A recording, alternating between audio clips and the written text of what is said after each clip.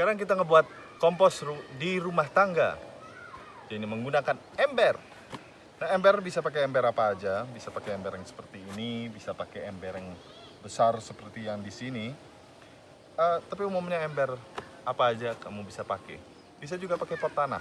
Tapi yang paling utama adalah bagaimana kita membuat embernya lebih lagi. Dengan dibor. Jadinya dikasih lubang-lubang ini. Nah, gunanya lubang-lubang ini adalah memberi udara, sirkulasi udara, dan juga melepaskan airnya di bagian bawahnya.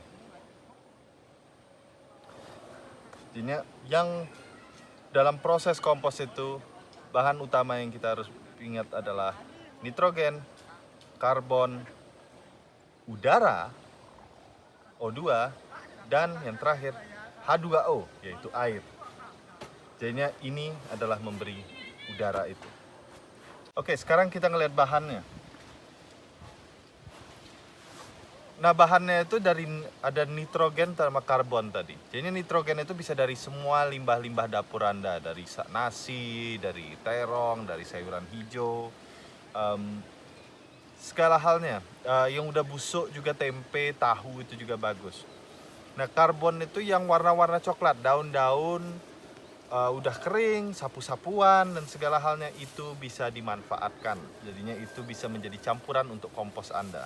Itu dua bahan fisiknya yang dipakai untuk pencampuran nanti di dalam kompos. Nah, di sini kita bisa lihat, di sini ada terong busuk, ada sayur, ada tahu. Ini dapat dari limbah di pasar ya. Ini bukan saya ngebuang-buang tahu ini. Jadinya ini udah nggak enak katanya. Aku nggak mau nyoba. Jadinya kulit-kulit buah juga ada di sini, dan ada pare juga di sini yang udah kurang baik. Ini semua bisa dimasukin ke dalam. Sampai potongan-potongan rumput pun bisa Anda gunakan. Nah, untuk campurannya kita maunya itu selalu lebih banyak yang coklat daripada yang hijau, alias lebih banyak yang karbon daripada yang nitrogen. Jadi kita kurang lebih 60-40. Tapi berhubungan di rumah tangga biasanya itu kita nggak langsung dapat banyak limbah, tapi dikit-dikit.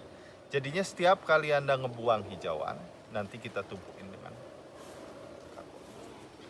Sebelum kita mulai ngemasukin ke dalam sini, kita harus membahas apa yang nggak boleh masuk ke dalam sini dulu. Yang paling pertama adalah plastik.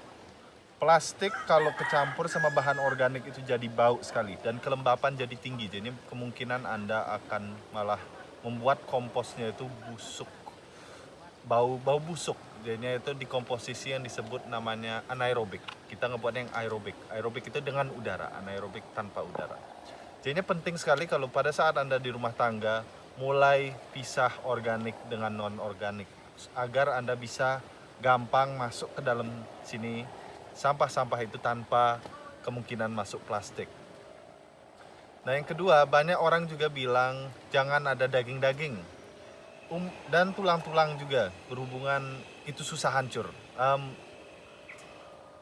Berhubungan susah hancur itu sesuatu yang sangat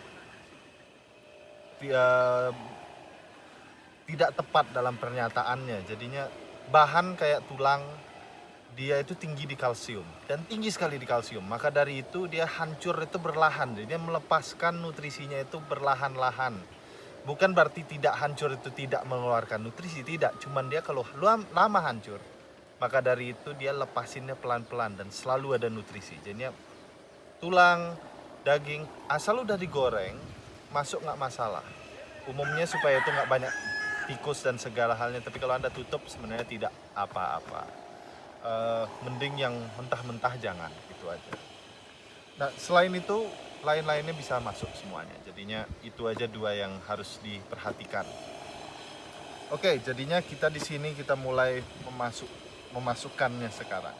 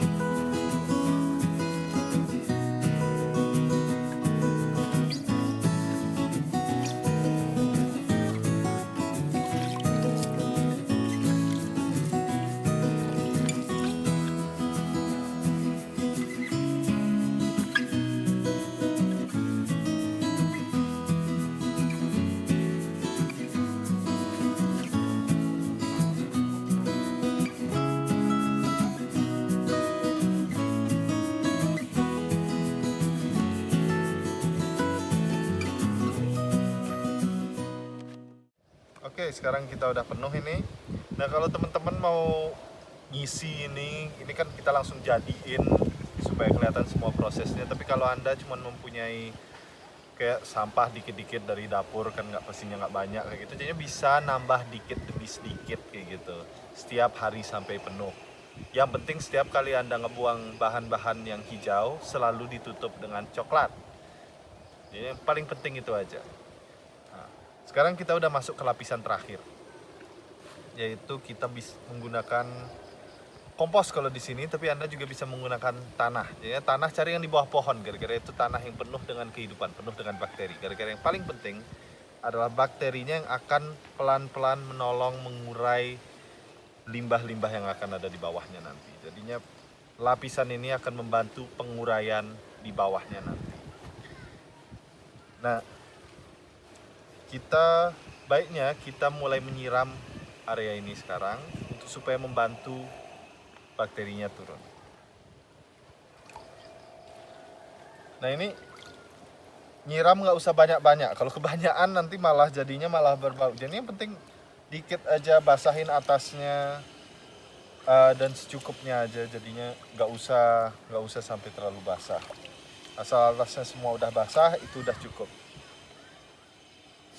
Pada saat Anda melapiskan daun-daun kering, sekam-sekam, itu juga baiknya bisa Anda siram dikit dengan air supaya dia bisa terurai. Membantu, kadang-kadang sekam kayak gitu rada susah terurai kalau nggak disiram dikit. Oke. Setelah ini semua, jangan lupa ditutup. Kalau nggak ditutup nanti komposnya kering, udaranya lepas, kelembapannya keluar. Gara-gara ini akan panas.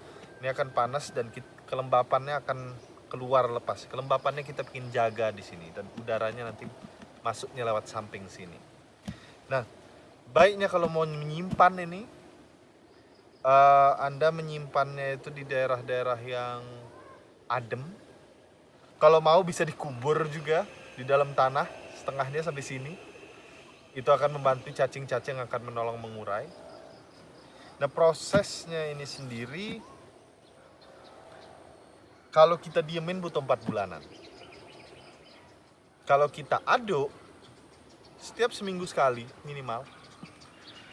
Jangan terlalu sering juga. Jadinya kalau mau Anda setiap 2 hari sekali itu akan lebih cepat juga. Tapi anggap aja seminggu sekali. Itu bisa mempercepat sampai 2 bulan. Jadinya Anda buka pakai alat,